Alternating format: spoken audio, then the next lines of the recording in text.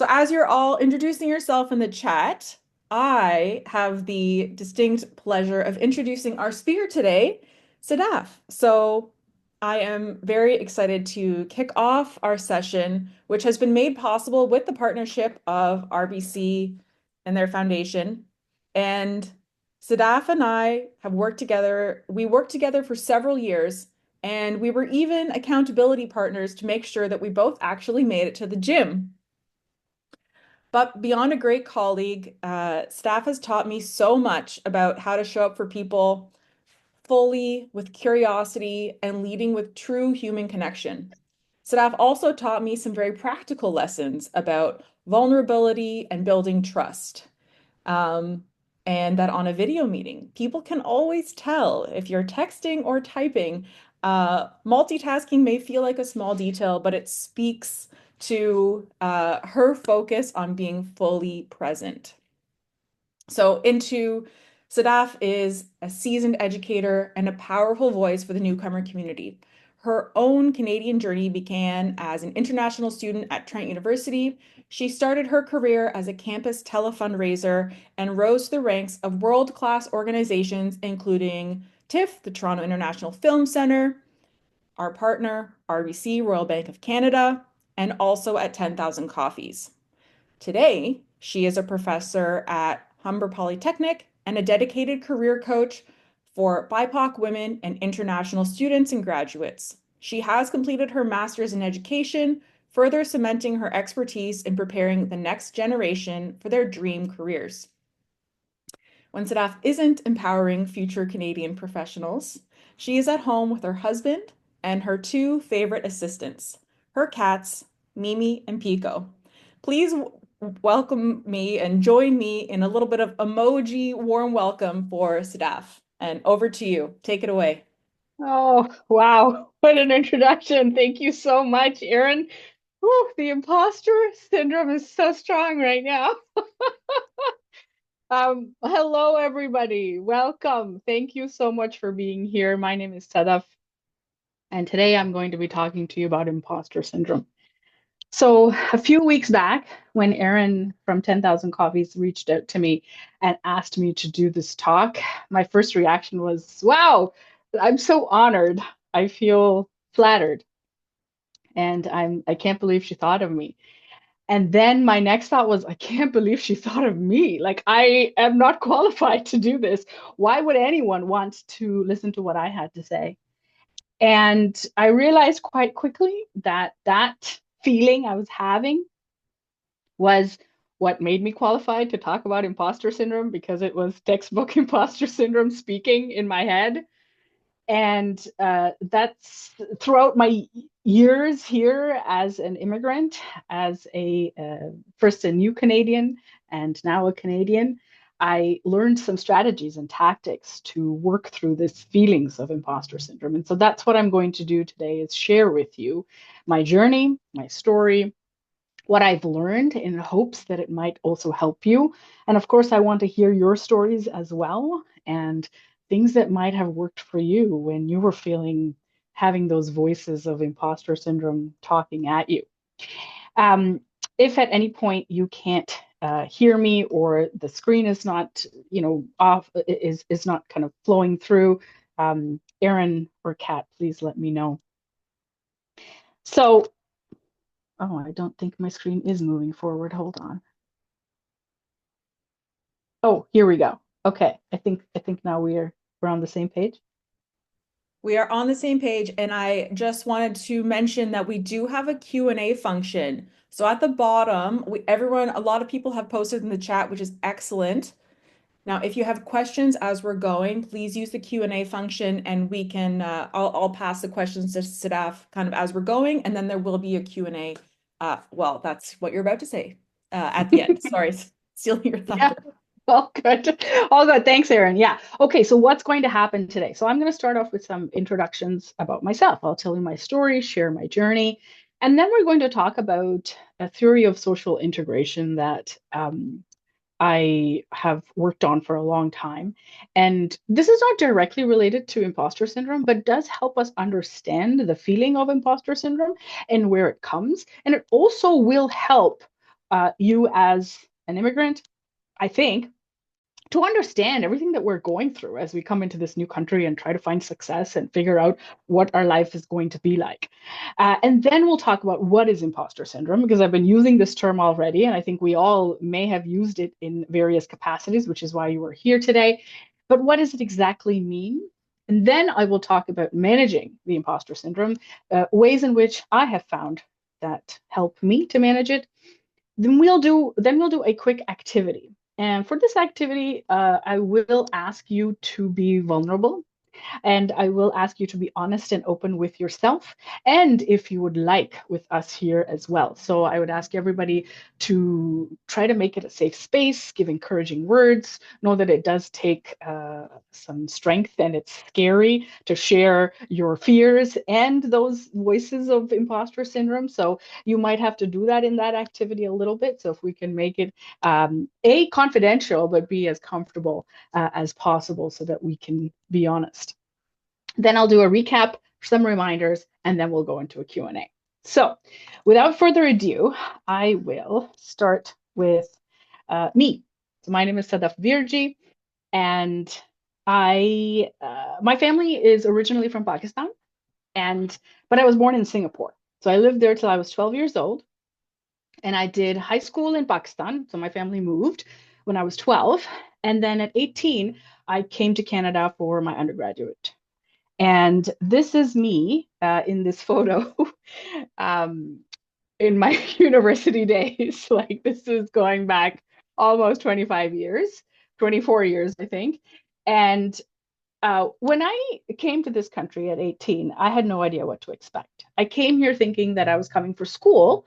And because I'd been to school my entire life, that it was going to be easy and it was going to be a walk in the park. I knew what I was doing. I got this. But what I didn't realize is that I was coming for a whole new life and a whole new perspective. And that today, even today, it is still the most difficult thing that I have ever had to do, is to integrate and immigrate into a new country on my own. And I would like to tell you that it's possible. There's light at the end of the tunnel. You are not alone. And I'll talk a little bit more about my journey as we go on in terms of my emotional journey.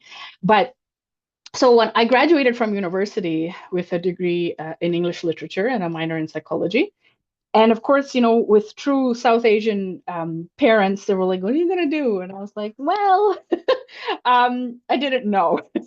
But I managed to have some really interesting jobs. My first job was at the National Ballet of Canada, and throughout the years I worked at nonprofit or arts organizations, and then I also moved into for-profit.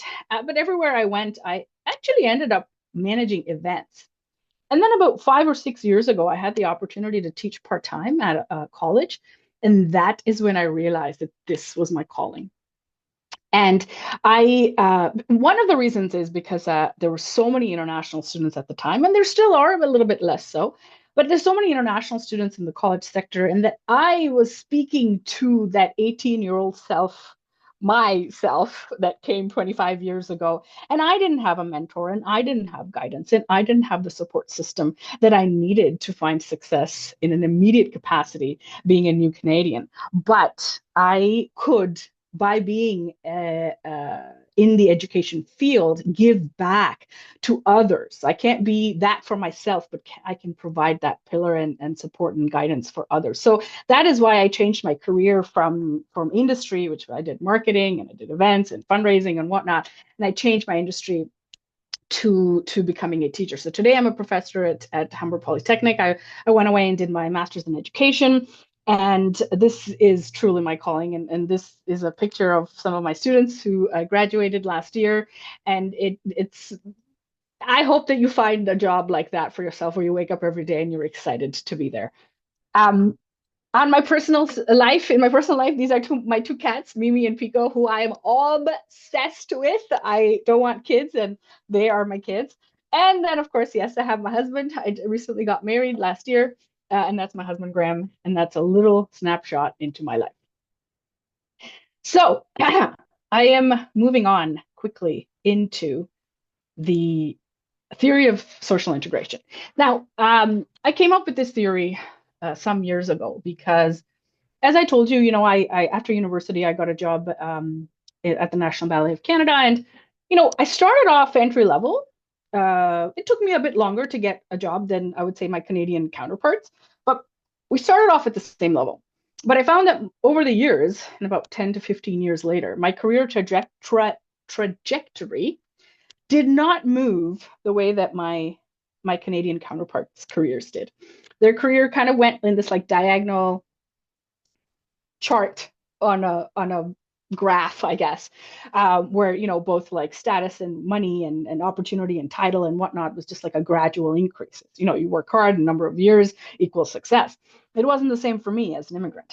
Mine was like a little bit like this, and then a little like this, and then like So why? I thought to myself, why? It's not that I'm not like I don't think I'm less smart. I mean, well, there are times I think I'm less smart, which is why the imposter syndrome. But when you look at it, like it can't be every immigrant. And when you look at the statistics, because the information is out there, that immigrants, the career trajectory of an immigrant tends not to move at the same kind of level as a Canadian born. Um, and why is it? Is it because they're not smart enough? Is it because they're not this enough or that enough or whatever? It's not about that. It's if you look at the process of social integration as an immigrant, there are multiple layers to it. And what can we do to be able to kind of find success and accomplish, like peel through those layers to put ourselves in the best possible position to succeed? Now, there are external factors like biases and policies of the government or whatever. We can't control any of that. That also impact your success. But what can you control? And I came up with this theory of integration with the three levels. To think of it as like an onion that we're peeling back. And the first level is the self. It's right in the middle of the onion. It's you. It's yourself. It's your mind. And this at this stage, at this level, when you're starting to think about integration and success, you have to deal with your own internal problems. You have to think about what baggage you carry. We have to think about what our beliefs are that might not actually be true. Like, for example, my sister is smarter than me. Is that true? Is that, fact? We'll talk about fact fiction a little bit later as well. But or what kind of baggage? How do you learn? What do you like to do in terms of tasks and profession and your career? And what do you not? What are your strengths and what are your weaknesses? Where do you want? What kind of an impact do you want to leave? Do you want a legacy? Do you want to make a lot of money? Do you want to, what is it that your goals are? And then you also like, might be some other things? Like, for example, I wasn't really allowed to talk in my own community and my home in the house about mental health. And so if you are, and I today now I'm on, I've been diagnosed with things and I've got the medications that I need to keep me healthy and safe. And these are important conversations that you sometimes can't explore in your own home. But if you can, when you're here, you're on your own and you have those opportunities to do so. Okay, second level of integration is building a support system, because there is a lot that you are going to experience that is going to be new. And you'll meet lots of new people, which is really great. But you're going to have some kind of support system where you belong. So after food, water, shelter, we as human beings require a sense of belonging in order to be motivated and to find success. And so this support system often looks like friends and chosen friends or family, family and friends, or chosen family, yeah, that oftentimes there are people who look like you or sound like you or speak the same language or have had similar experiences. And that support system is really important because you feel understood and you have a sense of like, oh, someone's going to catch me. I have people, this is my tribe, these are my people. It's really important to have that. You have to work on that. The third level of integration, from my perspective, is that you then integrating into the wider society and the wider, like, kind of community. And this is where your career success is. This is where financial success is. This is also where you find your, advice on how to find your mechanic. Because you know what? When you move to a new country, you don't have a mechanic. And when you move to a new country, you also don't know where to go for certain skills, or sorry, certain services. Like if I want to get an oil change and you don't know, you might just go somewhere in the neighborhood. But you know what? Maybe they're overcharging you. And you need a network. Or once you've grown up in an environment, like if you grew up somewhere, you already know those things, right? But because we don't have that network, we have to start building that network to be able to connect, integrate, and really build relationships of trust that are going to help us in more practical and tangible ways, whereas the support system is helping you more in an emotional capacity. Anyway, so we're gonna stop the theory of social integration right here and gonna move on.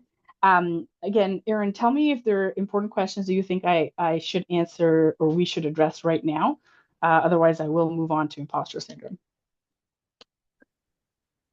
This is another call for the Q&A box. Sadaf, there's nothing in the Q&A box right now. We are keeping an eye. So at the Okay. bottom, there's Q&A. It's got a question mark and like a little voice bubble. So if you have questions, either that you brought and you were hoping to have answered today or based on anything staff has shared, please plop them there.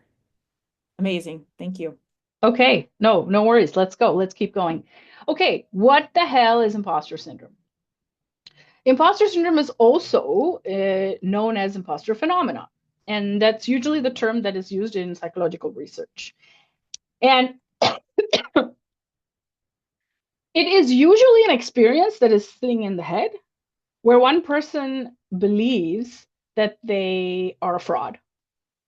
And so I was looking this up in preparation for this session, and I saw this quote that I thought was really, really well structured on Wikipedia. So one source defines imposter syndrome as the subjective experience of perceived self-doubt in one's abilities and accomplishments compared with others, despite evidence to suggest the contrary. So I say to myself that I don't think I'm smart enough to do amazing things, and yet I got hired to teach other people about event management.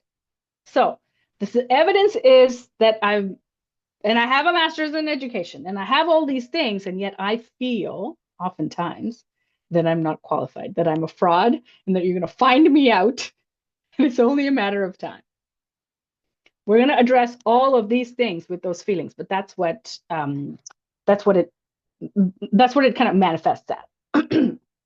Now, there is data to show that immigrants tend to feel this more.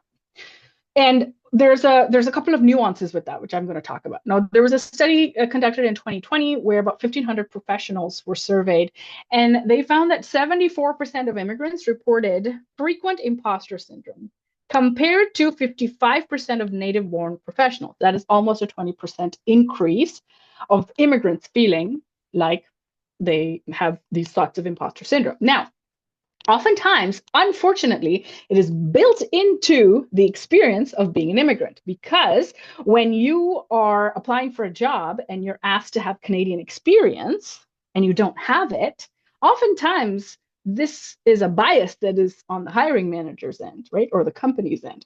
But these biases can be internalized, and often is internalized because it's so hard to get that first break. So know that this is not just you are like feeling like you're not good enough, which a lot of us experience, but it is also built into the system. And so you're kind of more predisposed, unfortunately, in this situation. But let's talk a little more.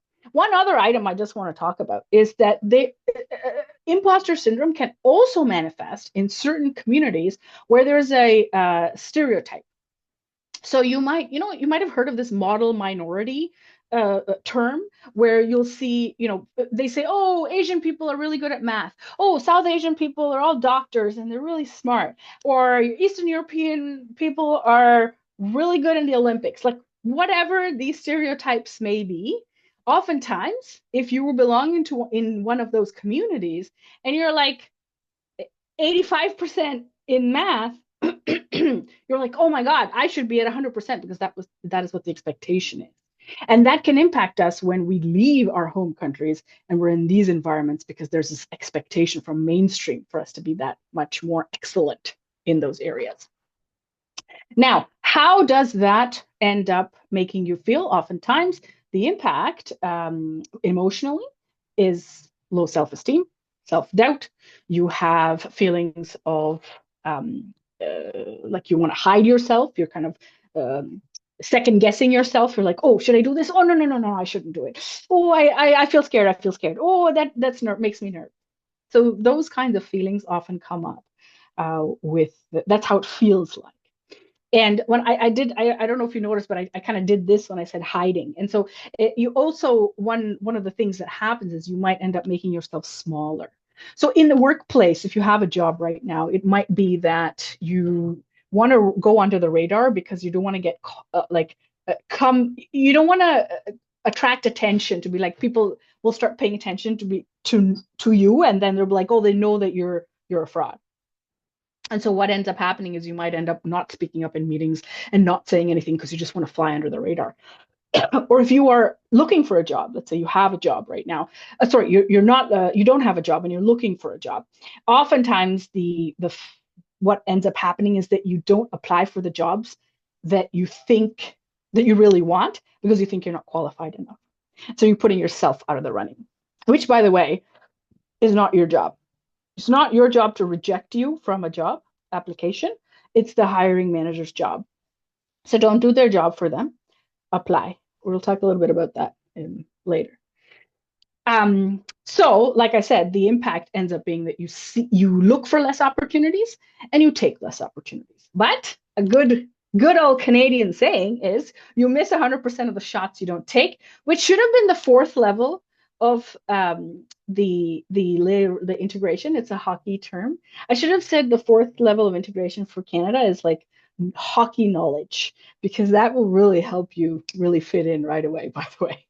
Um, so yes, so impact is you don't end up kind of taking the shots, but if you're not in the running, you're never going to be considered, right? So keep that in mind. Well, that's something that I learned the hard way.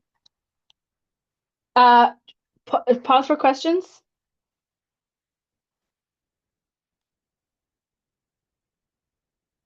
We have some questions for the end. Nothing for, on Not this. now. Okay, great. Okay. Imposter syndrome. So these are some of the tactics and strategies that I have used in my life to help me manage the imposter syndrome. I'll tell you something, it doesn't go away completely, at least for me, it hasn't. It keeps coming and going, it ebbs and flows. And so there are these like strategies that I have to constantly work at to help me. So, one is, let's say a thought comes into your head or a trigger happens. Trigger is an incident happens that makes you feel like, oh my God, I'm not good enough. Oh my God. Or like, you get fired at work and you're like, oh my God, I'm the worst. Like I'm terrible. They fired me because, you know, uh, these are triggers, obviously, right? There's three steps that I've outlined I want you to consider. Step number one is determine if it's a fact or if it's fiction. As in, is it true or not? Now, you're not always going to know if it's true or not. There are the ways of figuring out outside of yourself and your own judgment if it's true or not. But what is rooted in fact? Can you find information to like evidence to say that it is fact? For example, I'm going to give you such a stupid example, but I think you might be able to relate because it's so silly and so simple. I believe in my head that I have a big nose because I know this is so stupid because I heard this narrative from when I was a child. My mom has always thought that I had a big nose. She thinks everyone has a big nose. But anyway, so I believe I have a big nose. Now, if I look at myself objectively, I'm looking at myself in the mirror here. If I look at myself objectively, even when I was skinny or whatever size I've been, my head has always been like this size. My head hasn't really changed very much. And so, objectively, if you think about, do the math, map it out. My nose is actually in proportion to how big my face is. It's not actually that big. But so what is fact and what is fiction? The fact is that my nose is in proportion to my face. Fiction is my nose is too big. So do you see the difference between what's fact and what's fiction? It's very easy to kind of mix the two up, but you have to ask yourself, what is fact? What is fiction? And remember that what's fiction is a story that your brain is telling you. And so don't you tell your brain, don't lie to me. Don't you freaking lie to me, brain. So, step number two is interrupting. this fictional false thought. So it's you saying, okay, well, this is fact. And so if it's fact, by the way, if it is fact, act on it. Okay. So for example, you might think as an immigrant that I don't speak very good English. This is a common thing that comes up. I don't speak very good English. Now, is it fact or is it fiction? How do you determine? Does anyone have any comments on this? I'd be curious to hear what people had to say about this. And don't get it mixed up with accent, because that also comes up a lot.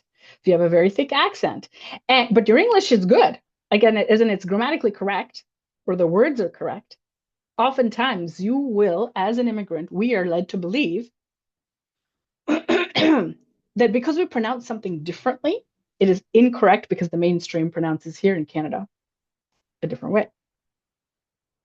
I don't know if we have any comments on this.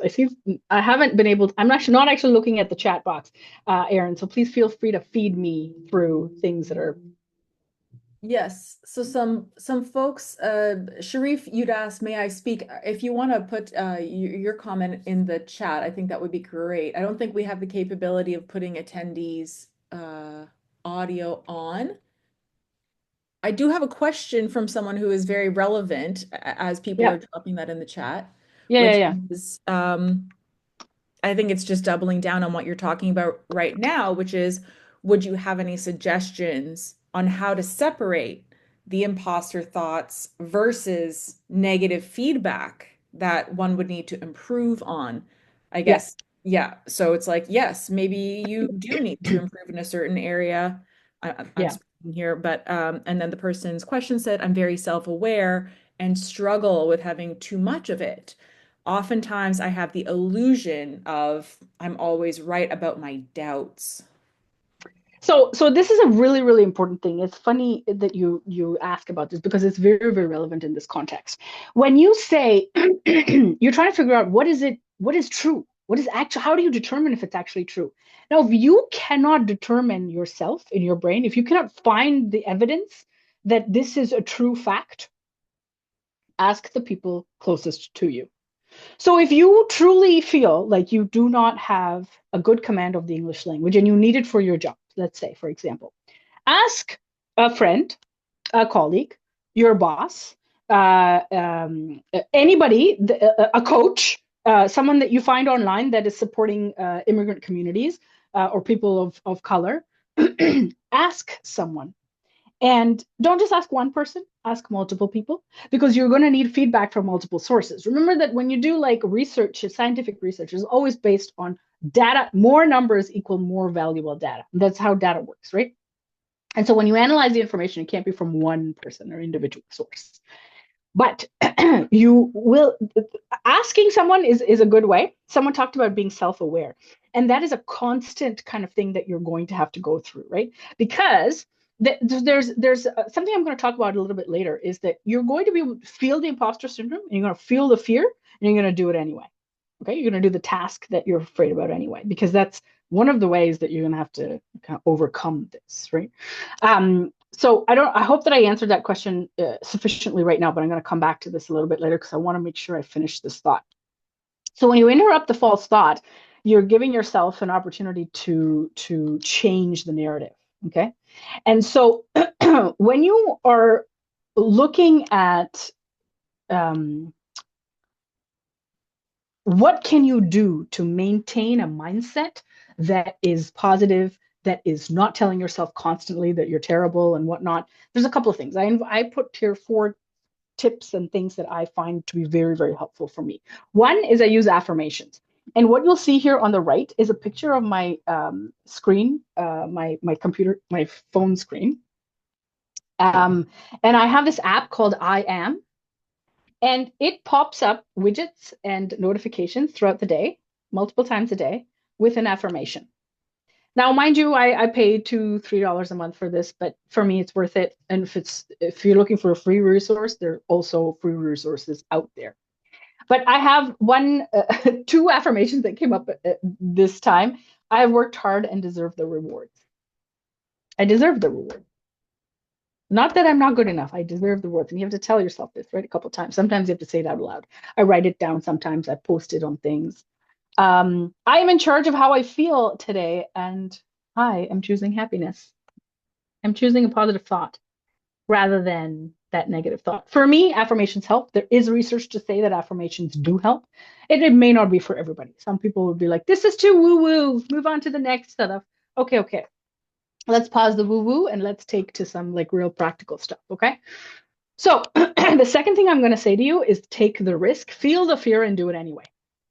So this is something I'm going to tell you a story about a time I was feeling the fear, like major, major fear, and I did it anyway.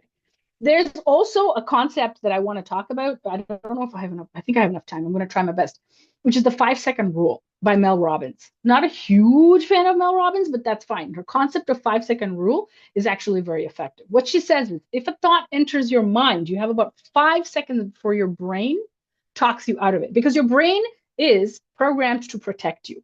And basically, it protects you from things that it doesn't know. So if you've never done something before, you never experienced something before, your brain is going to say, don't do it, don't do it, don't do it. Let's protect her. Okay. And so you have about 5 seconds before your brain talks you out of doing something that's a little bit risky. Okay. Not risque, risky. So what you want to do is count backwards from 5 to distract the brain and take action for the task that has entered your head. So you start like, okay, you're at a networking event and you see the person who is the hiring manager for this job that you really, really want. And you have about 5 seconds before your brain talks you out of going to talk to them and like say, hey, my name is Sadaf and I'm interested in blah, blah, blah. So you count start the timer in your head. 5, 4, 3, 2, 1. Before you hit one, your body has to physically move towards that person. And there's a much higher chance that you will make it there. And once you're there, now what are you going to do? You're going to say something, right? So we're going to use this tactic a little bit later in the activity. But I want to tell you a story about how one time I took a risk even though I didn't want to. So this was a time, maybe about 7 years ago, I was working or something like that. I was working at TIFF and I was on my LinkedIn feed and a friend of mine had liked someone's TEDx talk. And I listened to this TEDx talk and it really spoke to me. They were also of South Asian descent. They also struggled with imposter syndrome. There were so many similarities. This person was a professor at Ryerson. They also ran their own business, their own company. And, I was so inspired by their story that I reached out to them on LinkedIn, a little bit nervous to like reach out, but I just wanted to say, thank you so much I just want to say that your TEDx talk really spoke to me. It was amazing. I really loved hearing it. And I wish you all the success in your career and life. And they responded, really nicely. And, he said, thank you so much for sharing this. And I'm glad it resonated with you. And then we added each other on a bunch of different social channels. And, I started following their career. And about maybe 6 months after this happened, I knew that they were writing a book. They talked about it on their LinkedIn. And 6 months after the book came out, the book was on burnout, and it came out at a time where I was feeling the burnout in my life. I bought the book first day it was out, and I read it, and it was such a good book. It really, really was such a good book. It helped me so much to understand the idea of burnout and dealing with that. And anyway, but they were a first-time author and self-published, and I feel like that their editor didn't do them justice. And I was reading the book and I was like, this is such good content, but it hasn't been edited properly in my mind, okay? So I took a red pen and I put that English literature degree to use. And I read the whole book by adding my thoughts and comments and crossing out words and adding commas and like editing it like I was a profesh editor, which I am not. A little bit delulu. Yes, I agree. But anyway, I finished the book. And I tried to be not like I tried to look at it in a way that was um like really, really thoughtful. I tried to be really like again grounded in objectivity when I was reading it and just kind of editing changes. The content was there. Anyway, now that I was done with the book, with the red pen redlined everywhere, I was like, now what do I do? What am I going to do with this book? Maybe they don't know about these changes. Of course, they knew it was their book, but I was thinking in my head, like maybe they don't know. So I have to send it to them. The audacity, by the way, I was showing the audacity of a straight white man, okay? Not as a woman of color who's afraid to do anything. I was like, I have to send it to them. So I went online, I found an address, and I sent it without a return address. I sent the book to them with a note, say, I want you to know, like, I just wanted to get some feedback. Maybe you didn't know, blah, blah, blah, whatever. Now, I didn't send a return address because I didn't want them to find my home address and come for me. You know what I mean? Like hate mail. Um, but a couple of weeks passed by and I didn't hear anything from them. So I was like, what if the package didn't get there? So I called Canada Post and I was like, in the lost and found, or like in packages not delivered, do you see this package? And I literally had to describe the package. The person on the phone found the package. I don't know if you can even believe this story. It's ridiculous. Found the package. I gave them my address. The Canada Post person sent it back to me. So now I'm back to square one. So I'm like, you know what? I'm just going to reach out to them. So I reached out to the author, the person, I got an address, and I said, I wanted to send you some comments on the book. I hope you don't mind. They were like, yeah, sure. Here's my address. I sent it with a box of cookies just to soften the blow a little bit. And again, I was like so afraid, so afraid. I'm like, who the hell do I think I am sending this? But I honestly was sending it to them because I really wanted them to succeed. And I just thought maybe there was some opportunity to room for improvement with the editing. Anyway, after a week or two, I got a message from this person group thanking me. They were so gracious about the feedback. They were so grateful about the feedback. They said, I can't believe that as a first time author, someone took the time to read this entire book word for word and put feedback on it. And he incorporated my feedback into the second edition of the book. And so my name is now listed in the thanks of the book. Now that was not my intention, but it was like, I wanted to just help them succeed. And this about this is all online. We've never met in person. And I remember a couple of months later, I actually bumped into them on the road. And then, about 7 or 8 months after that, they sent me a message on LinkedIn and said, I know the hiring manager at 10,000 Coffees, and they are hiring for these two positions. Are you interested in any of them? Which one? Let me know, and I would like to recommend you. And I went through a round of 7 interviews at 10,000 Coffees before I got that job, but eventually I did. And so all of this is to say, taking the risks are there are things that can come out of it that, if you didn't push yourself out of your comfort zone and if you didn't do things that felt a bit scary, then you're not going to get things. Risk versus reward, right? Like how much risk are you ready to put? Because big risk equals big reward. The third thing I want to talk about is sometimes when you're feeling the fear and you don't believe in yourself anyway, you fake it till you make it. Now, it doesn't mean you're being untrue.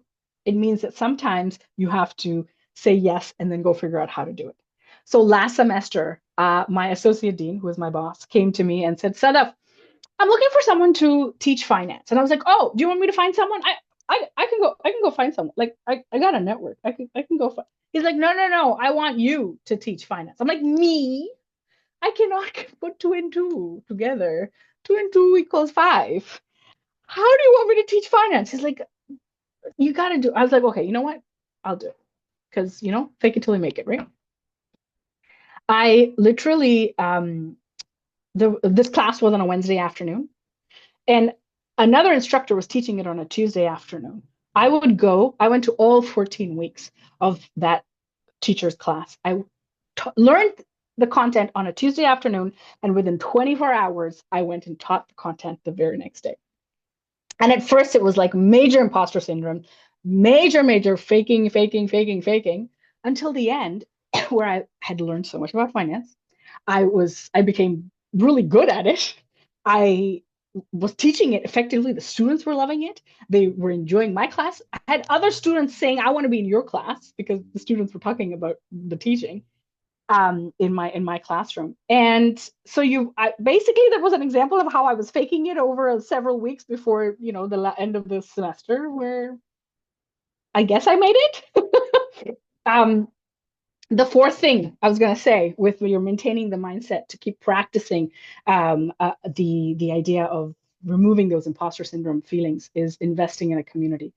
And if you can invest in a community that of people, again, this is going back to level 2 of the integration theory, is to people who are going to support you, people who you can ask honestly, am I good at this or am I bad at this? Do I need to actually get better, or is it my brain telling me that I'm not so good?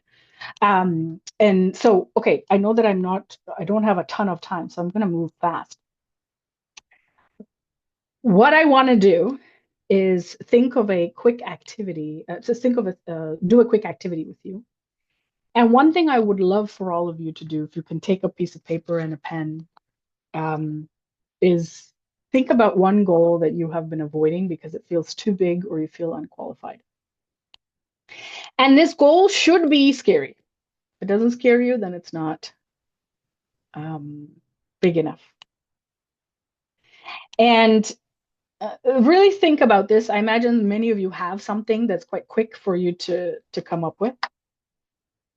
In the interest of time, I'm going to give you a minute.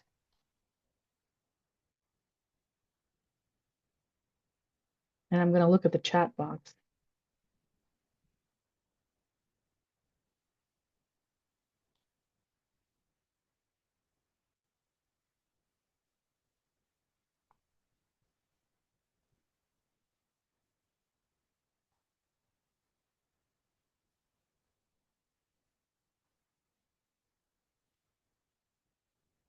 Okay, so write down. If you've written this down, my next question or task for you is to complete this sentence. I'm afraid to take action on this goal because dot dot dot. Because I don't feel good enough. I'm afraid of rejection. I whatever it might be.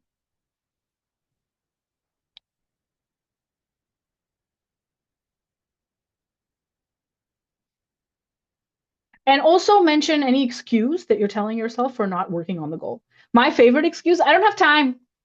I don't have time. That's a good excuse, but it's actually a bad one. What's the real reason? The real reason that you're not taking action on this goal that's going to change your life, that's going to give you your dream job, that's going to make you feel like $1 million.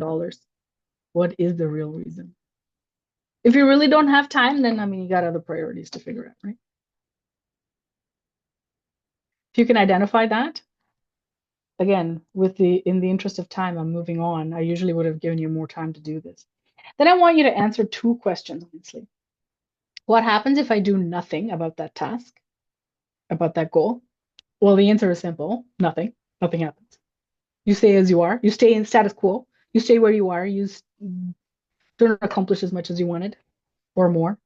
If that's what you're happy with, good, great. This was not the webinar for you. The next is, what is the worst thing that can happen if I try and fail? So what's a good example for this one is like, if you've been wanting to ask someone out. This is, I know, personal, which is not, what we're talking about here. We're talking about professional success, but these things also help you build the courage to do the things that you're afraid to do, right? And it's like you're afraid to ask this girl out or this guy out or this person out, but what happens if you try and you fail? They say no. If the answer is not, if the answer is not, I'm going to die, the world ends, then is it such a big deal? I'm going to feel a bit embarrassed. But you tried. So, one thing I would love for all of us to do is to pick one tiny step that you can do in the next 24 hours and for this task. Or let's say it's not 24 hours. Let's say it's going to take you a couple of weeks because it's a big project that you're working on. But I would love, love, love for you to put in the chat, what is the task that you are going to do towards that goal? and put yourself a timeline on it. So I put here 24 hours in the example, but I'm going to do this too. Okay. I'm going to put this in the chat. I'm going to put my goal. So I have a few people saying my future goal. So I see here. Madhu, good job. I have an interview right after this meeting. I will make an offer they can't refuse. Um, my little task, I'm gonna write it down. Oh my God, I don't have time, but I'm gonna write it down.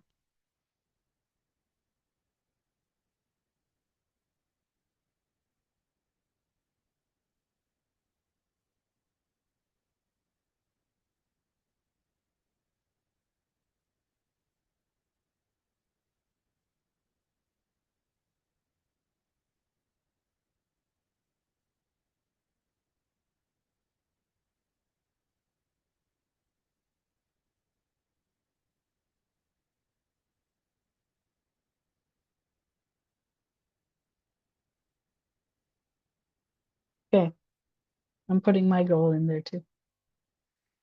Okay, so I'm gonna move quickly. Recap. We talked about the theory of social integration.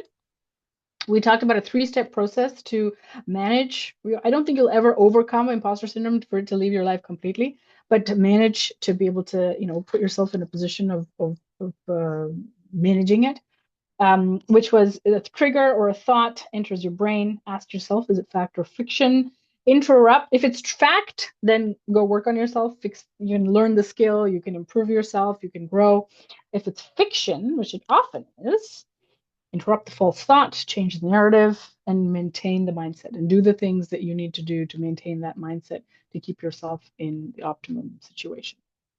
I want you all to know and remember that you are not alone and that this is difficult. Being a new Canadian or a newcomer or an immigrant is so difficult. That piece of my identity will never leave, and it is always going to be a part of me. And it gets easier, and you find joy, and you find moments of accomplishment and complete and utter happiness. But there will be those experiences that don't leave you. They make you who you are and they make you better.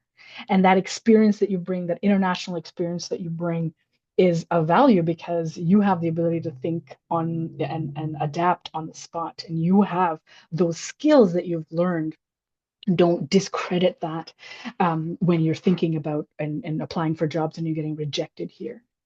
So remember that we are not imposters. We deserve every bit of progress and success we have achieved. And even if we haven't achieved all the things that we're supposed to achieve, remember that your accent or your Canadian work experience or your accomplishments do not define your worth. I have resources here, which I'm going to ask Erin to send out at another time because I don't have time to discuss in detail. But if you have questions, I'm here. And I think I should stop sharing so I can actually talk to you. Beth, incredible as always. There were some comments that came in that was just, I enjoy being here with you, and I would love to echo that. You have such a way with words. So we do have a few questions, and so let's see if we can get through four. Okay, so the first one, do you have any tips for when you step into a new role that is outside of your comfort zone, where imposter thoughts have taken place more than ever? Yeah. Yeah, I think I would go back to my list of things. Of the affirmations piece is like literally before starting this webinar, I looked at myself in the mirror. Here's my mirror sitting right here. And I'm like, you got this. You got this. Literally, I was like, you got this. You got this. I don't know if I got it, but I got to tell myself that I got it. Um, Also, the other thing that I would say, one of the things that I always did at every single job, whether it was out of my comfort zone or not, which most new jobs are out of your comfort zone, is I would take a coffee chat with every single person on your team and the people that you're going to be working with to connect and get to know people because people and connection and networking is going to be your biggest strength. And once you get to know people, even if you're actually, if it's fact that you're not good at something, you're going to rely on those people to help you to grow and learn. But most of the time, you're going to learn that other people are also feeling those things, but also that it is fiction in your head, and you're going to build a community or support system. Again, going back to the theory of integration. Thank you. Well answered. Um, and this is one that you did touch on in your presentation, but we did have two questions come up on this topic. So I'm going to just try to put them Yep. together here, which is evaluating the consequences of the imposter syndrome. So, what if the consequences of doing that thing that you are afraid of is large enough to deter you from doing it? Like, is it valid not to try in such cases? So, like, how can folks evaluate if their fears are valid? And you were talking about consequences of your example of, talking to somebody new on the subway. So yes, can we revisit, I guess, how to evaluate the consequences and when Yeah. to not? This is like on a case by case basis, honest to goodness. I find, for example, very simple thing, right? You are often having to, because you're telling your brain at that point, like, what is good for me? What should I take a chance with? And what should I not? And obviously, you're going to assess the fear. You're going to assess the dangers. You're going to assess the risks. And so when you walk and you're late at night and you're getting into an elevator at a building where you don't know anybody, and there's strange, creepy vibes from this person that's in the elevator, don't take the risk. Don't go into the elevator because there's nothing to gain. The reward is very low. Take the stairs. Okay. Um, if it's a situation where you can't figure out, like, is the risk greater or risk or not, sometimes you go back to pen and paper and you write pros and cons, literally.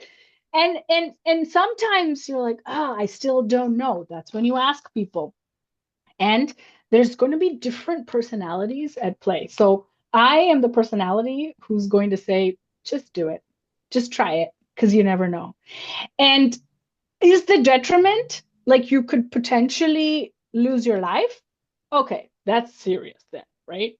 Like if the risk is like, OMG, somebody's, you know, doing one of the, like, don't do that, you know?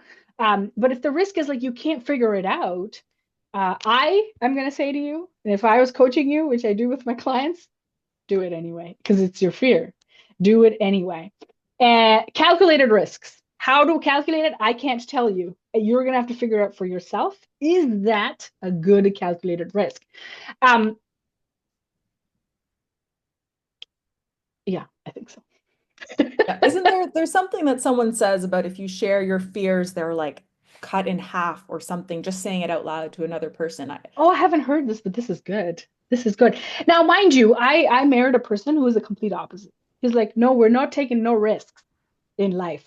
Like, I swear to God, we went to do our taxes as a married couple for the first time last week.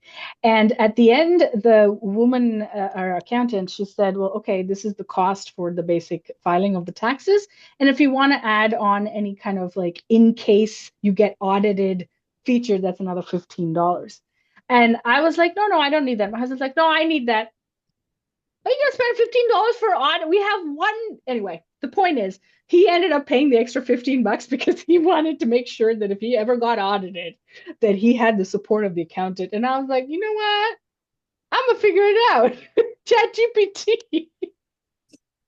Yes. We marry our opposites.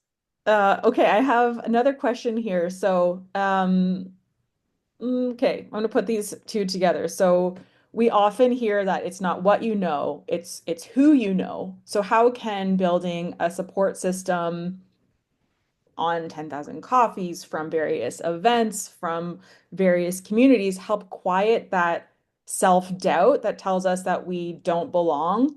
And maybe I'll add on to this because this will probably be our last question. which is that I personally know about you, Sadaf. Like when I used to sit beside you at 10,000 Coffees, you would always be going out in the evening to meet with different people. And sometimes you would be tired and be like, oh, okay, I'm gonna go to this thing tonight. And the next morning you would come in with the best stories about the dinner you had, the walk you went on, the coffee you had, the person that you helped. So part one is how can folks use networking to help quiet that inner self-doubt or inner critic? And then if you can give some of your own advice on how to meaningfully grow and maintain a professional network. Yeah. So the first one was, how does networking help you in something like this? Honestly, to me, I feel like networking is literally the solution to all your problems in life. Okay. Because it is you reaching out, finding, like we just talked about earlier, like finding a sense of belonging makes you feel like you fit in. Think about environments where you're amongst people who accept you exactly who you are for the way you are and how that feels. That is like literal like battery charge recharging for your body. It makes you feel, and for your brain. And that is what quiets that feeling that tells you're not good enough. Because oftentimes, we just talked about it, you might share that with somebody and someone's gonna be like, what do you mean you don't think you're smart enough to apply for this job? Yesterday or 2 days ago, I had a student who came to me. She'd been working on an application for a grant. She's of Italian heritage, and it was an Italian organization in Canada that was running this program where you can apply to go for a cultural experience for like 3 weeks. And she'd been applying, working on this application for over 8 weeks. She got a letter of recommendation from me. She got this, she got that. And she, yesterday I said to her, well, what happened about your trip to Italy? I know you got accepted. She's like, yeah, I got accepted, but I can't go. It's like, why? She'd been working on it for weeks and weeks and weeks and weeks. And she's like, well, my parents don't want me to go. And I was like, what? And she was like, they were like, it's dangerous there. You're a girl and you shouldn't be going alone. And she should be da, da, da. And she's like, I'm not alone. I'm with this group of people. I'm with this organization that's taking me. Da, da. Talked her out of it. And then she said to me, well, you know what? What if they're right? Like, what if they're right? What if they're like, I really, something happens to me while I'm there? And I was like, girl, it's a calculated risk situation that you have to take. You speak the language, you know the people, you're like literally going to your home country that you've never been to. And you are saying that you're not going to go because you think it might be too dangerous. The entire world is traveling to Italy. It's like not like you're traveling to the Middle East right now. Get your butt over there. It took me half an hour to talk her into it again. I made her write the email in front of me back to the person who the administrator there. She's like, I've passed the deadline. There's no point. I've passed the deadline. I was like, no, no, no, no, no. You do it anyway. She wrote the email. By the end of the class, the administrator said, your topic. Someone said that's off topic. Oh, hold on. It's not off topic, girl. By the end of the class, she had already responded and said, your spot is still available. You can go to Italy. At, the imposter syndrome was her believing that, yeah, this is not going to work out. Oh, it's not going to happen. Why would I have the opportunity? Why is it going to work out? And so when you find community and when you have people that you're connecting with, you find a sense of support, because I was her support system in that moment. And the networking and the communication, the relationship that we had built of me being her instructor was helping her support that, kind of decision. The second part of what you talked about is how to maintain a network. And this is, I think, really, really interesting, because we often know how to make the initial connection, but we don't know how to maintain the relationship. And I think the point here is that if you can make meaningful connection every couple of months, not every couple of days, every couple of months with someone that you've just met, maybe you had coffee, maybe you met at an event. And if you can connect on, hey, I had this article that, I thought you might be interested in, or I have this other event that I'm going to that was the same topic that we talked about. Would you be interested in joining? I would love to, you know, so those small connections, but you want to be really careful that you're not asking for a job. that you're not asking for something before you've built a relationship of trust. And the networking piece is you're building a relationship of trust for when the right time shows up. And it's not because you were like targeting them, like, oh, this one's going to give me a job, but because you actually genuinely have that connection. So that finding the networks through 10,000 Coffee, through LinkedIn, through Instagram, through Facebook, through whatever it might be, or through in person, and then maintaining it with appropriate little connections, little like, oh, I like this person. Let me keep in touch, and how that kind of manifests into a true relationship of mutual trust. Well said, and you've done it so well. I I saw you doing it all the time, and I know you have an amazing network of people who trust you and believe in you. So we are at time. Thank you. Thank you so much, Sadaf, for joining us today, for sharing about imposter syndrome. The questions have kept pouring in. We can't get to them all. But thank you so much for sharing. I know you have you've offered your LinkedIn to folks. Oh So yes, I yes, you can definitely add her on LinkedIn. Here's the QR code. yes, thank you. Yes, And add me, please.